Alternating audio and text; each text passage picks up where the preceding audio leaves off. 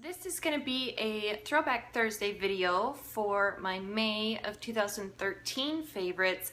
Sometimes you see people upload favorites videos each month and then you never hear about those products again. So I kind of wanted to go back 2 years and see what my favorites were from 2013 and see if I still love them, if I've used up any of them, if I have new items that have replaced those from 2 years ago. And I originally got this idea from Marnie from Miss Gold Girl and Kristen from Kristen Game. So I will leave both of their channels down in the description box down there. My first favorite that I had in May was the Wet n Wild Coverall Cream Foundation, and I had the shade Fair Light. I absolutely loved that foundation. It was definitely a surprise to me because I really wasn't expecting too much from it. I didn't have very high expectations, but it was a fantastic product with great coverage and I kind of miss it. I actually haven't purchased it since I finished it up, but I'm open to purchasing it as soon as I finish off a couple more of my BB creams and tinted moisturizers and foundations and stuff. So the item right now that I have in my collection that has replaced that is the Pond's Luminous Finish BB cream, and this is my third container of this. So I definitely have finished off 2 of these. I'm wearing it today. It does leave a luminous finish on your skin, but you can definitely build this up to a kind of medium coverage. It wears like a foundation on my skin. It doesn't break down throughout the day. If I spray a setting spray over it, it's on for the entire day. So I've noticed that they've been discontinuing this and kind of pulling it off the shelves. Sometimes you can still find it. I've heard rumors that it's available at Big Lots, but I don't know. I haven't checked there yet. I do have a couple backups of this, but like I said, it's definitely my favorite between my BB creams, tinted moisturizers, foundations, high-end or drugstore. This is my absolute favorite one at the moment. So I do have shade Light and it works perfect. So there's that. I also mentioned the Benefit Dandelion Blush, and I have finished that off. It was in a project pan from last year, so I'll see if I can find that video and I'll link that down in the description box, maybe the intro video or something for the project pan. But I do have another blush in my collection that's a really light, easy pink shade to wear, and this is from Jordana. This is in the shade number 32, which is Rose Silk. These are $2.49 at Kmart's, and sometimes you can find them at Walgreens. Sometimes Walgreens doesn't have the entire collection of the Jordana products, but this is a beautiful blush. It's really easy to wear, especially if you have really fair skin. It's a lovely product. So let me give you a swatch here. You definitely cannot beat the price for a blush of this quality. So it's really beautiful. I absolutely love this, and if I ever finish this one off, I would absolutely purchase it again in the future. I talked about the Clinique Chubby Stick in Mighty Mimosa. That was finished off in another project pan. And Mighty Mimosa was actually kind of a peachy coral shade. And then I also talked about the Tarte Lip Surgeons in Escape, and that was kind of a lighter sheer pink shade, and it had little glittery flecks in it. I don't have those anymore. Like I said, I finished both of those off, but I do have these that are quite similar. They look almost identical to the Clinique Chubby Stick lip products. These are the L'Oreal Glossy Balms, and I have a peachy coral one here and just a sheer pink one. I do have the pink one on the lips right now. The pink one is in the shade 230, which is called My Baby Doll, and there is a swatch of it right there. Like I said, it's a really easy sheer pink shade.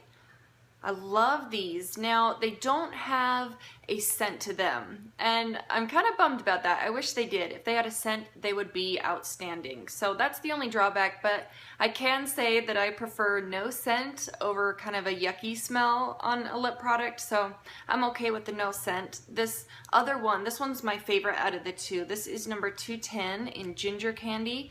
And you can see here, I've definitely used a lot more of this one than the pink one. I love the way this one looks when I have a darker eye look, or even with the eye look I have on today. This is a beautiful shade. That is it right there. So you can see they're both kind of sheer. You can build them up a little bit, but they're fantastic, and they wear on the lips well. They really do moisturize my lips throughout the day, so Love these things. I don't have any more of them. I don't think I'm gonna purchase any more, but they do have quite a range of shades available at the drugstore. Then I was talking about some new color tattoos that I had just picked up. There was I believe it was either a spring or summer collection that was released, and there was a whole line of new duochrome color tattoos, and so I showed swatches of all 7 of them, but I don't have 7 anymore. I only have 4. I finished up 3 of them. So the ones that I was talking about was Waves of White, and it was kind of a sheer white base with a blue and purple duochrome shift to it. Then there was the Shady Shores, and that was kind of a yellow with a green shift. Icy Mint was also one of those. That one didn't really have a duochrome to it. It was just a really sheer mint shade. And then I had Cool Crush, and I do have that one. So this is Cool Crush right here. And you're probably not going to pick up any of the, duochrome in the container, but Cool Crush is kind of a bluish purple with a silver shift to it. That is it right there. Yeah, it's not really showing much of the shift, but it was a really beautiful one. I also have Seashore Frost right here, and I have pan showing on all of the color tattoos here except for one of them. So this was Seashore Frost. This one is my favorite out of all of them. It's kind of I don't even know how to describe it. It's like a greenish yellow with a blue shift to it, but there's also pink and like a violet in there too. It's crazy. Depending on what shadows you put over it, kind of depends on what colors will show up on your eye. That is the second swatch right there. And yeah, like I said, the duochrome isn't really picking up so much with the natural daylight here. But the next one was Lavish Lavender. This is the one that I don't have pan on yet. And that is it right there. I hear a lot of people talking about how their color tattoos dry out and they have to throw them away. I've never had a color tattoo dry out on me. And like I mentioned, I've had these around for 2 years and they're still creamy as the first day that I had them. So that is Lavish Lavender. It kind of is a purple with a silverish pink shift to it. That is it there. This last one here on the end right there is not part of that limited edition summer spring collection, but that is Bad to the Bronze. It's part of the metal line that's permanent in stores, and that is Bad to the Bronze right there. I love this one, and I talked about this one and pairing it with my next favorite, which was the Urban Decay Naked Palette. This one's really great to do kind of a one eyeshadow all over the lid kind of look, because if the light hits this base at just the right angle, it looks like the top of your lid is lighter than your crease, so it looks like you put more effort into your eye look when you really only have this cream base all over the lid. But this was a really nice one to pair with the shadows in the Naked palette, and this is my Naked palette here. Obviously I don't have as much pan on this one as I should after 2 years, but the more and more that I look at this palette when I'm panning the Lorac Pro palette, this one's looking more desirable every day. So I did get a lot of wear out of Gunmetal and Buck. Sidecar Naked has a little bit of pan there. Sin I used quite a bit, and I do have pan on Virgin too. So I do have a little bit of progress in this palette, but I think I might play around with this once I finish up the Lorac Pro. I also mentioned the Clinique nail polish in Black Honey. I dropped that and it shattered on my tile ground in the bathroom. I do have one other Clinique nail polish, and I have this one here. This is in Hot Date. It's kind of a dark purple plum kind of color. This is really beautiful. I really feel like the Clinique nail enamel, what are they called? A different nail enamel.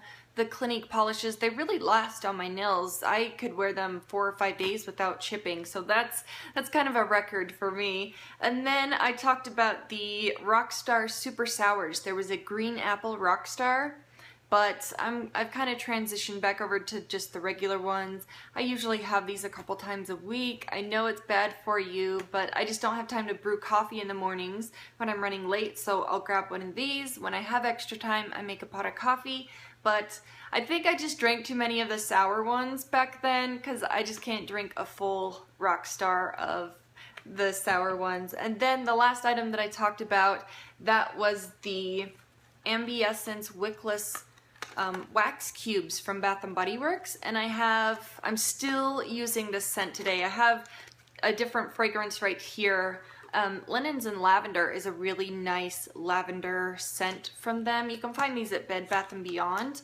The lavender ones are kind of a purpley cube, but the lemongrass ginger tea fragrance is the one that I was talking about 2 years ago. It is so good. I need to go pick up some more because I have one left in this one and I've already started using this one up. I like these at the office because it's not too overpowering, like a sickly sweet scent. It reminds me a lot of the Coconut Lime Verbena from Bath & Body Works before they discontinued that, if you know what I'm referring to, but this one has a little bit more of that lemony kind of fragrance to it. So, but anyway, that is it. Those are all of my favorites from 2013 and what I think about them now. So thank you guys so much for watching, and I will see you in the next one. Bye.